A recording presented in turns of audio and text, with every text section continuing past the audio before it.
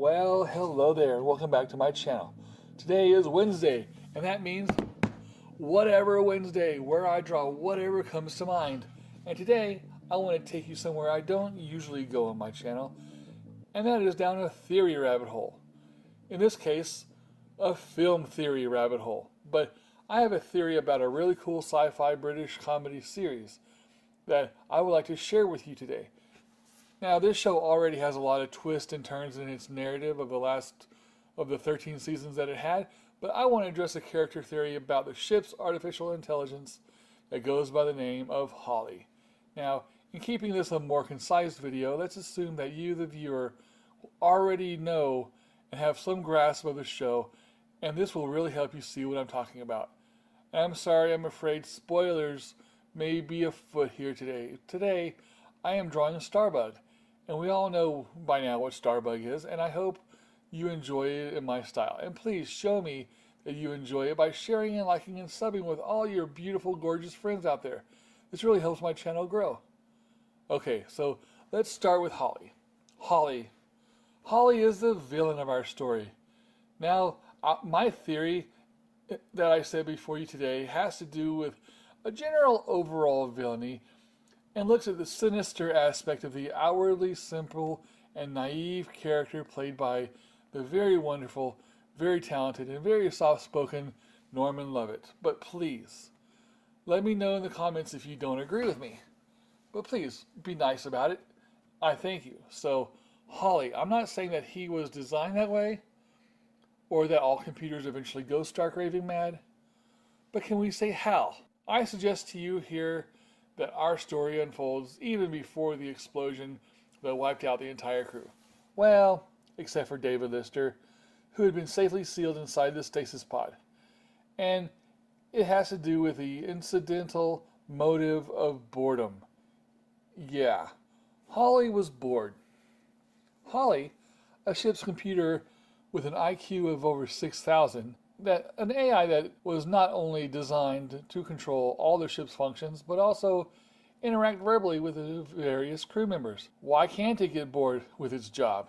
After all, Holly states several times that he reads books and does jigsaw puzzles and such to occupy his time, so he obviously doesn't merely run diagnostics all the time, and just like anyone else with an IQ, that means he has likes and dislikes, including the ability to be unhappy with his job, unhappy with his life, seeking some excitement.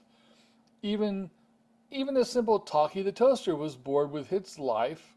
Its lot in life was making toast, and thought there must be something more in life than just heating bread. And we all know about the fact that Crichton was long working on breaking his programming. So there's that too. So it starts with boredom. It has to do with David Lister and the stasis pod and the very explosion as the crew of Red Dwarf unwittingly set out on their routine day aboard the ship's functions. Lister brings aboard his contraband pet, Cat, and when confronted by the captain, he refuses to give up the pet, and so is thrown into stasis field for 18 months. Holly then decides he wants to have some fun with it. He makes one of the scutters, let's say Bob, go out and damage the drive plate that was the faulty part that caused the explosion to begin with, therefore killing the crew. This left the frozen David Lister to Holly to do with as he saw fit. Holly was now going to wait until the radiation levels had gone down, and then he would just set out to smeg with Lister, making the rest of his life a living hell. Taking Red Dwarf out into deep space instead of following protocol, or just common sense. If a computer had the independent thought, then it surely would have thought, I should stop. I should turn around. I should let admin know that everybody is dead, Dave. Or at least turn off the engines and let the ship just sit there.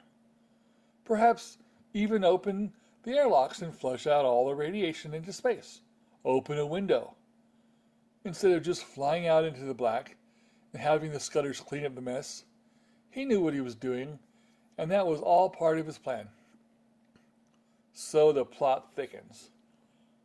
After he releases Dave Lister, we are introduced to another key figure, and one that we all know was the man aboard the ship, the entire ship, that shared a mutual disdain with Lister, and that is the indelible Arnold Judas Rimmer, who is the obvious antagonist of the entire show, right? Believe me, that's what I thought too, until recently, until I started thinking, for quite some time actually, why? Why? Why didn't Holly stop the ship? In the galaxy between the planets, surely there was some sort of protocol for such a thing, like a Directive 837 or something. You know, they have directives for everything else, including how many parking spaces. So this question bugged me for years, and I was not happy with the sparse answers I received from the very few people I knew that knew of the show. My confusion and frustration turned into clarity when I started to think and started to put 1 and 4 together and no longer came up with 84. I realized that this had to have all been part of Holly's fault. He was to blame. He could have, nay, he should have stopped the Big Rouge One from drifting away the way it did, and 3 million years out in deep space, surely the corporation would have tried to salvage, would have made some attempt to salvage the vessel somehow, and this has led me to the indelible conclusion that Holly was the manic villain in the Red Dwarf universe, the puppet master, the gear grinder, the behind-the-scenes man behind the curtain in his own twisted land of Oz. Now, turning to Rimmer for just a moment, sure, he was accused of being at fault for the faulty repair, but why would the captain ever have given him such an important task as fixing a major engine component to a chicken soup repairman? I mean, if anyone was to blame, it should have been the one that assigned such an inept employee to fix the most important thing aboard the ship. Oh wait, may that have been Holly? Was there really a member of admin that would have ever said, hey, let's get Rimmer to do it? Not even the captain, I'd say. So it has to have been deliberate, planned, engineered. Think about it. Look at the captain's report of Rimmer. No respect, no trust in his ability to do little more than unclog chicken soup dispenser nozzles, or stock the fun-sized crunchy bars. Even the man that changed the toilet rolls was higher up in the list than the second or third technician. Food for thought, maybe. Something else I need to say about Rimmer is that Holly later states that his main objective is to keep Lister sane. Really. Why didn't he just keep him in stasis until getting back to Earth and surprise him by saying, hey, you're home? It was his mission to keep Lister sane by sticking him with the one man, with Rimmer.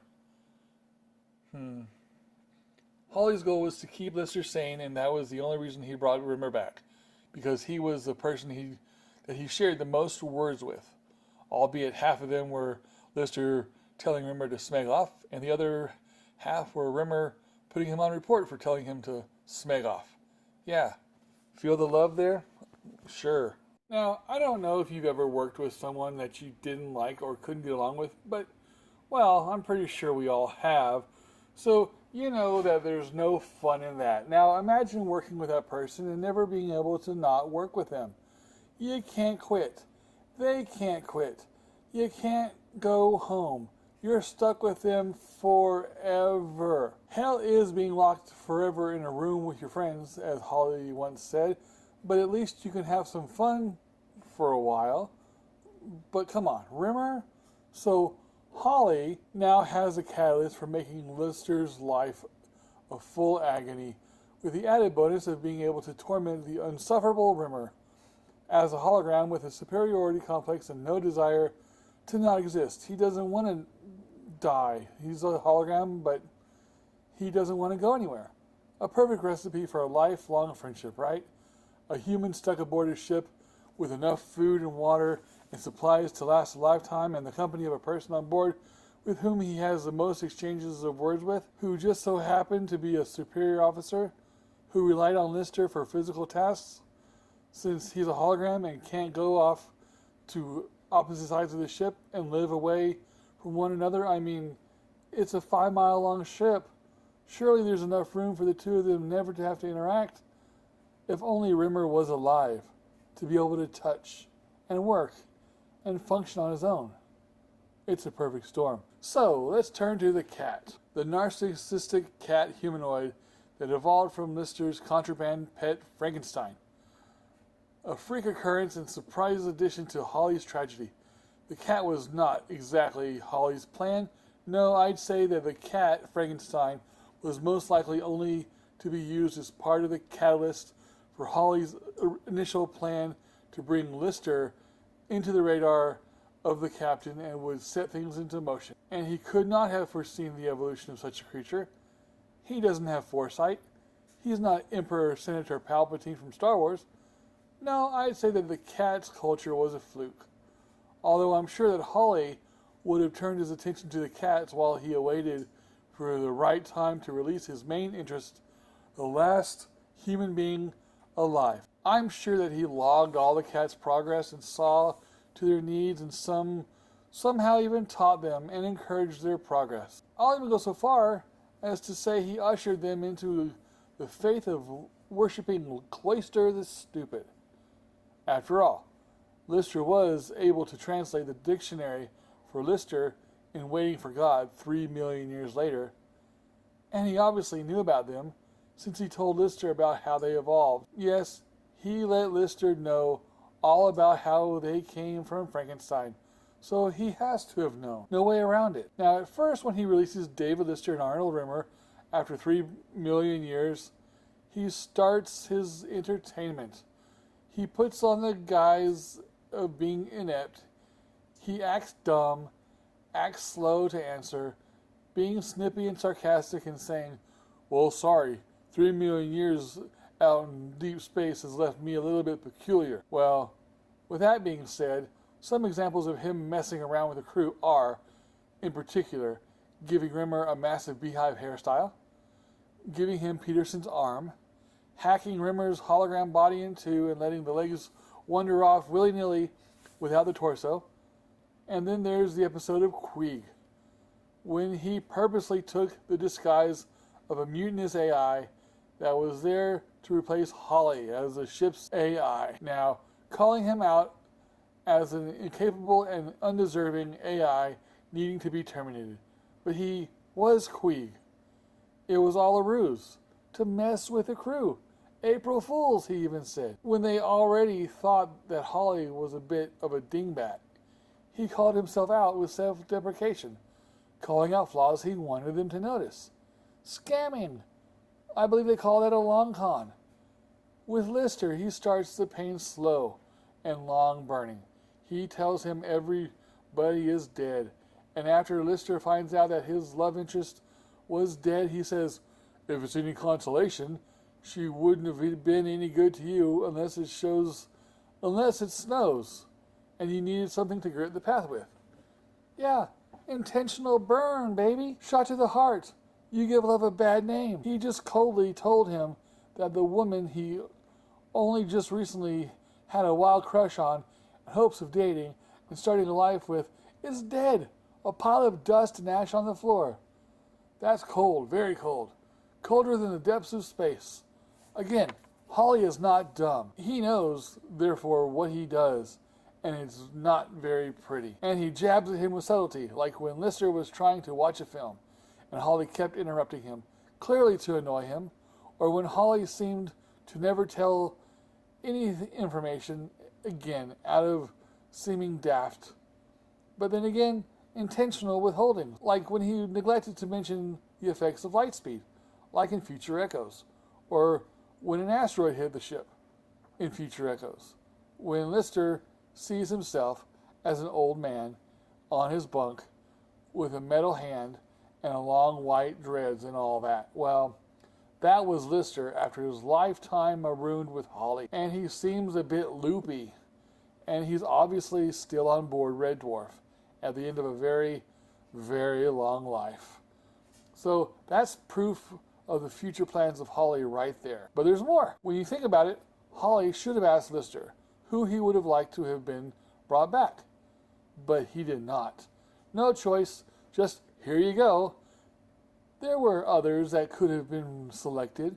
His best friends Chen Peterson, or even the love interest Christine Kachansky, who was introduced in the very start of episode 1. And Lister's one true love interest. So why not her? Or at least a superior officer who is slightly more capable of running things than the ship's second technician that failed the ship's navigation exam so many times he counts the time he had a spasm as one at a time. The three of them are now trapped in deep space and with no way to get home and at the complete mercy of Holly. Holly's evidence of still being brilliant shines through when he invents an interdimensional device called a hollyhop, as y'all remember, which led the crew to discover a mirror reality where they met their gender opposites, or in the cat's case, species opposites, when Holly was tinkering around with an experiment and invented a high-tech device that he had told them would get them back to Earth, just to get their hopes up. And what about all the things that they passed on the way back? On the way back, I say. I mean, if Holly had taken 3 million years to get to where they were, then surely he must have seen all along the way that they just happened to come across, like, oh, look at that. There's no way I could have ever noticed that on my way over here. Was he driving with his eyes closed? I mean, don't get me wrong.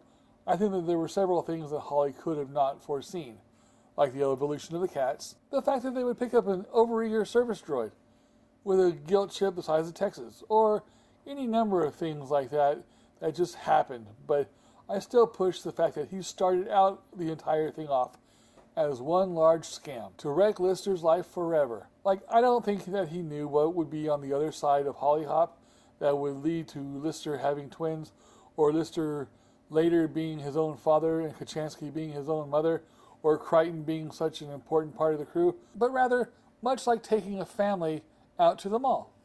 One doesn't anticipate a flat tire or a freak hailstorm, and he for sure could not have predicted being expelled from Red Dwarf and marooned on a debris island by a bunch of nanobots. But it all went south for Holly between Series 6 and Series 7 when the crew lost Red Dwarf, and Holly as well.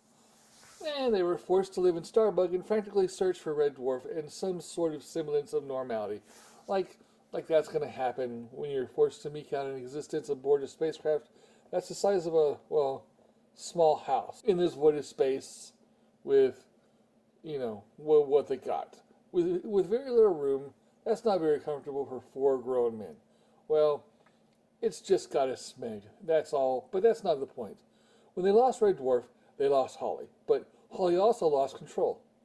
Holly was found out and mutinied on by Crichton's nanobots, and they tossed him out with the rest of the garbage, because they found out that Holly had been smegging with him for the last several decades, and they had had enough. Even though, for the better part of a large bit of the series, they had lost Red Dwarf and were indeed chasing Red Dwarf, Red Dwarf had never actually gone very far, at all. In fact, they were exploring various parts of the interior of Starbug for, the better part of a decade or so. And they found the nanobots in Lister's sock basket of all places. Well, without Holly. And they even brought back Red Dwarf to its original size and factory settings, as intended before all those budget cutbacks. Without Holly. I mean, sure, the crew found Holly by happening to come across a planetoid that actually was all the discarded stuff from the original Red Dwarf, but it was a fluke, an accident. And there's no way that Holly could have or would have planned this mutiny on him, but then a captain never does plan a mutiny against himself, does he? Or does he? Probably not. There were other things, like when Holly fell in love with his female opposite and got a face sex change so he could remember her, or when they came across their evil counterparts in Angels and Demons that he could not have possibly have planned on. All in all, and from the very start, Holly had at least started the entire thing off in some maniacally planned attempt to relieve the boredom that had been plaguing his whole life, a bored ship with all countless number of humans that he didn't feel challenged. He didn't feel as he was challenged, in his everyday life. Everyone needs a challenge, right?